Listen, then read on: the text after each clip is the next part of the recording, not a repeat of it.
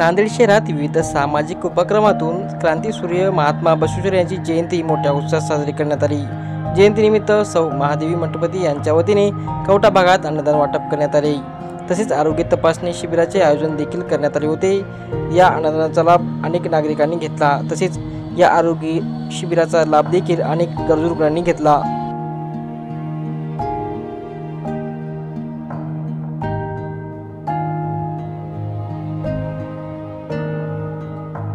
ते पोहोचले पाहिजे। महात्मा बसवेश्वर काय आहेत हे सर्वांना माहीत झाले पाहिजे आणि त्यांची ही जयंती सर्वांनी आनंद उत्सवामध्ये साजरी केली पाहिजे।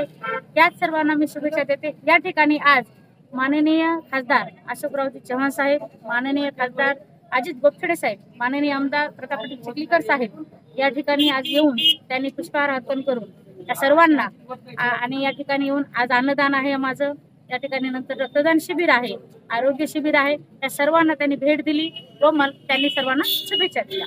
एवढं सांगते थांबते। जय हिंद, जय महाराष्ट्र।